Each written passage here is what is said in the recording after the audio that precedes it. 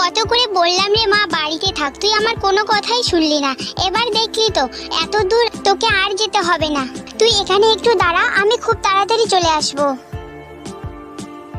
ঠিক আছে মা, আমি কোথাও যাব না, তুমি যাও, আমি এখানেই আছি। খাবার নিয়ে খুব তাড়াতাড়ি আসবে কিন্তু, আমার কিন্তু ভয় করে। এবার যাও মা, তুমি খাবার নিয়ে এসো। ঠিক আছে টুনটুন, তুই এখান থেকে কোথাও যাবি না কিন্তু। হ্যাঁ, আমি যাবো আর আসবো। এখানে চুপটি করে বসে থাক, কোথাও যাবে না কিন্তু। এই কথা বলে টুনি সেখান থেকে চলে যায়। আর টুনি যাওয়ার সাথে সাথেই সেখানে পাখিখোর একটা খরগোশ চলে আসে। খরগোশটাকে দেখে টুনটুনের খুব ভয় হয়। খরগোশ বলে, আহা, কতদিন পাখির মাংস খাইনি, আজ তার সন্ধান পেয়েছি। আজ তো কোনো মতে হাতছাড়া করা যাবে না, আজ কতদিন পর পাখির মাংস খাবো।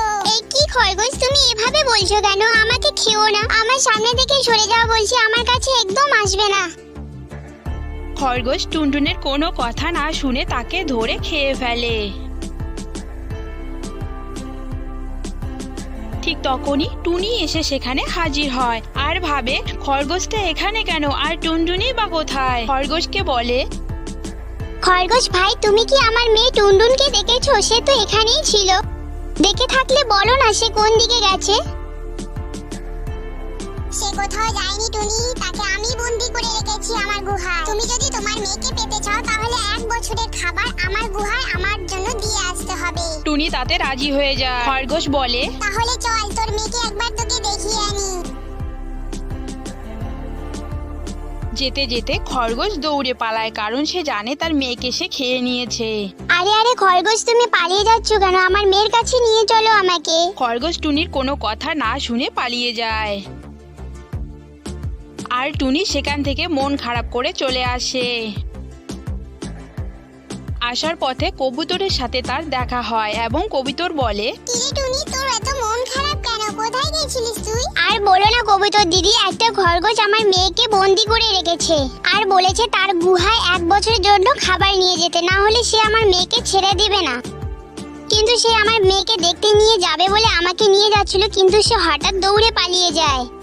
এখন আমি কি করব, উপায় তো খুঁজে পাচ্ছি না। কবুতর দিদি,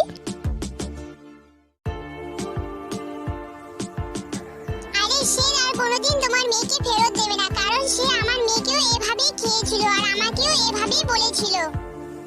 কবুতর তার সাথে ঘটে যাওয়া সমস্ত কথা তাকে খুলে বলে। টুনি আর কিছু না বলে সেখান থেকে চলে যায়।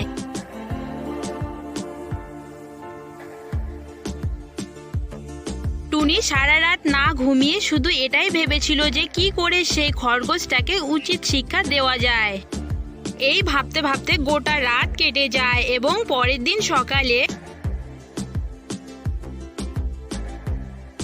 সারাদিন টুনি সেই খরগোশকে খুঁজে বেরোয় বনের এ প্রান্ত থেকে ও প্রান্ত। অবশেষে খুঁজে পায় এবং দেখে যে সে খরগোশটি একটি নারকেল গাছের নিচে বসে আছে। সে ভাবছিল সে কেমন করে তাকে উচিত শিক্ষা দিতে পারে।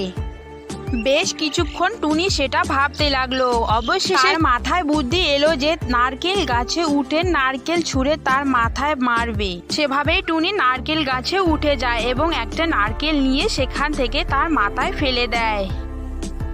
যেই না খরগোশের মাথায় নারকেল পড়লো, অমনি খরগোশ মাটিতে পড়ে যায় এবং কিছুক্ষণ পর সে মারা যায়।